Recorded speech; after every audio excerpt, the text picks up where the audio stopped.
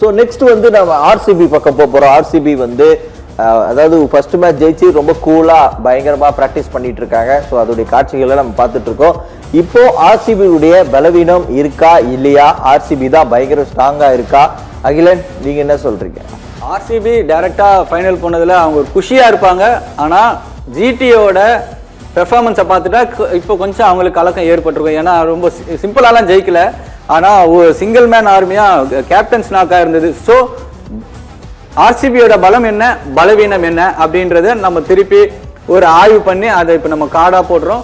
விராட் கோலி தலைமையில் batting order ரொம்ப ரொம்ப சிறப்பாக இருக்குது. ஏன்னா ஒரு மேட்ச் கூட மிஸ்ஸே ஆகலை.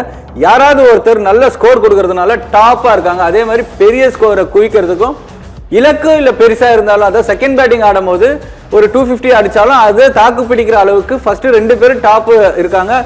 பில்சாட் இருந்தால் இன்னும் நல்லா இருந்திருக்கும். ஒருவேளை பில்சாட் இல்லை, வெங்கடேஷ் ஐயரும் கோலியும் நல்லா தான் ஆடுவாங்க. பின்னாடி ரஜத் படிதர் எல்லாருமே கேப்டன்ஷிப் எல்லாமே சூப்பராக பண்ணிட்டு இருக்காங்க.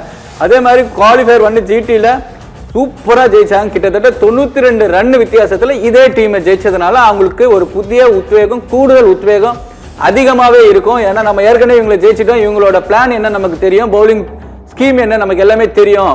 அதே மாதிரி அனுபவமிக்க ஒரு பந்து வீச்சு கொண்ட ஒரு அணியா இருக்கு. ஏன்னா டாப் ஆர்டர் மட்டும் கிடையாது, மிடில் ஆர்டர் மட்டும் இல்லை, எண்ட்லயும் சரி டெத் ஓவர்லயும் சரி சூப்பரா பவுலிங் போட்டு புவனேஷ்குமாரா இருக்கட்டும், யஷாந்த் சர்மாவா இருக்கட்டும், யாஷ் சர்மா இருக்கட்டும், சூப்பரா பவுலிங் போட்டு அந்த எப்படியாவது டெத் ஓவர்ல டார்கெட் பண்றத ஈஸியான ஒரு பிளான் அவங்க வச்சிருக்காங்க. அதே மாதிரி நாக் அவுட் போட்டியில விளையாடிய அனுபவம், லாஸ்ட் மேட்ச் இல்லைன்னா இந்த குவாலிஃபை 2 மேட்ச் அது மாதிரி ஆடின நிறைய பிளேயர்ஸ் வந்து பல அணியில விளையாடினவங்க இப்போ பெங்களூர்ல இருக்கிறதுனால, அதுவும் அந்த டைம்ல அந்த மேட்ச் எந்த சூழல்ல போதோ அதை எப்படி மாற்றணுன்றது அவங்களுக்கு தெரியும், பவுலிங்கா இருந்தாலும் பேட்டிங்கா இருந்தாலும். ஸோ அதுக்கான பிளானை அவங்க தெளிவாக வச்சிருக்காங்க. இது எல்லாமே பெங்களூர் அணியோட பலமா பார்க்கப்படுது. இப்போ என்னதான் பலம் இருந்தாலும் யாரா இருந்தாலும் சரி ஒரு பலவீனம் இருக்கும். அந்த பலவீனம் என்னன்னா, என்ன பலமோ அதுதான் அவங்களுக்கு பலவீனமா இருக்கு. ஏன்னா டாப் ஆர்டர் தான் நம்பி அந்த டீமே இருக்கு.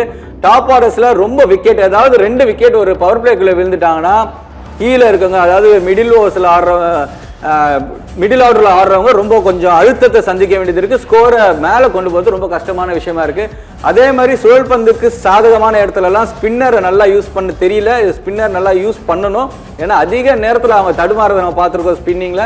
ஸோ அந்த மாதிரி ஒரு பிளான் இருக்கும் போது ஸ்பின்னர்ஸ் நல்லா யூஸ் பண்ண வேண்டிய கட்டாயத்தில் பெங்களூர் அணி இருக்கு. அதே போல ஏற்கனவே வந்து நிறைய வந்து கோலி இருக்காரு, புவனேஷ்குமார் இருக்காரு, ஹேசல்வுட் இருக்காரு. அந்த மாதிரி எந்த ஃபேவரட்டும் மனசுல வச்சுக்காம அவங்களோட பெர்ஃபார்மன்ஸ் கரெக்டா இருக்கணும். அதை மட்டும்தான் டீமோட கேப்டன் உறுதிப்படுத்தினா மட்டும்தான் ரொம்ப அழகா இந்த டீமை ஜெயிக்கிறதுக்கான வாய்ப்புகள் பெங்களூர் அணிக்கு இருக்கு சார்.